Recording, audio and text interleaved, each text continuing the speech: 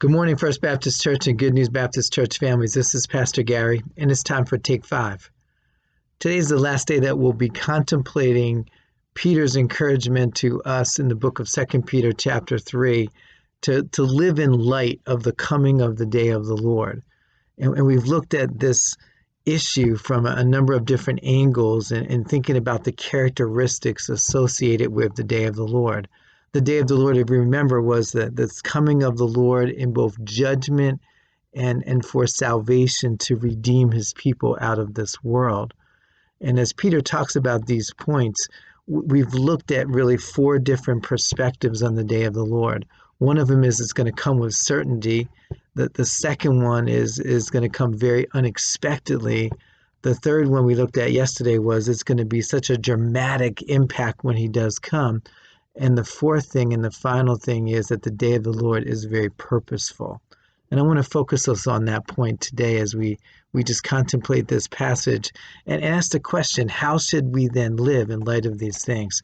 I want to read the passage from 2 Peter to us at this moment. It says, the day of the Lord, but the day of the Lord will come as a thief in the night, as we talked about, in which the heavens will pass away with a great noise and the elements will melt with fervent heat.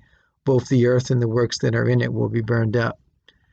And that kind of dealt with all of those 3 issues of the certainty of the day of the Lord, the unexpected nature of it, and finally just how dramatic it will come as we looked at Matthew 24.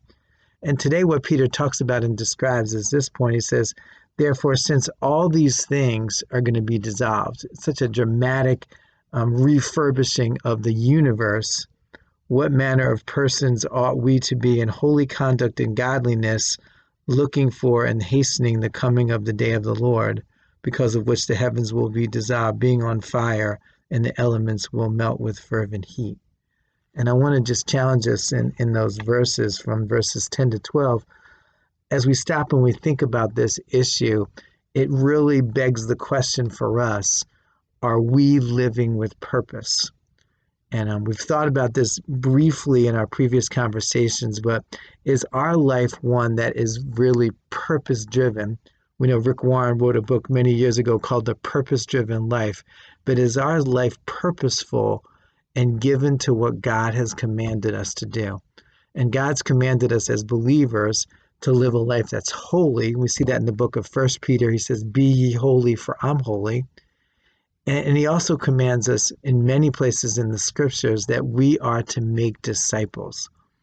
Our lives are to be salt and light in terms of their holiness, and our lives are designed to attract people to the Lord Jesus Christ, that they might be saved and experience the forgiveness of sin, the regeneration to new life that we have, and then the purpose to go on to make other disciples of Jesus Christ. We use that word disciples, we mean followers of Christ who are faithful and who are real and who are purposeful and determined.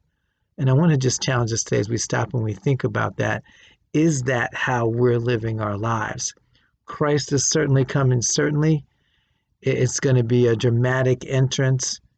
He's coming in an unexpected way. But this day of the Lord is given by God very purposefully.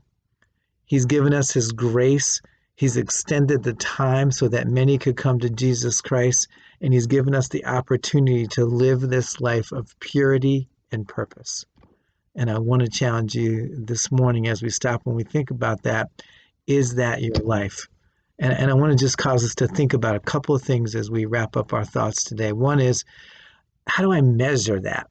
And I want to challenge us. It's, what do we do with our resources? Time, money, our thoughts, where do we spend our time? What are we thinking about? And we think about those things, it really fleshes out what matters to us and what type of life are we living and what is our purpose all about. So I encourage you this week as you stop and think about that, look at your resources. What do you spend your time thinking about? What's your number one goal and objective in life? Where do you spend your time? Where do you spend your money? Where do you invest your resources that God has blessed you with? Is it for the kingdom's sake or is it just for you? And I just want to encourage you, contemplate those thoughts, go to God, deal with issues of sin, and let's live purposefully and purely in light of the coming of the day of the Lord. Have a great day, and we'll see you next week on Take 5.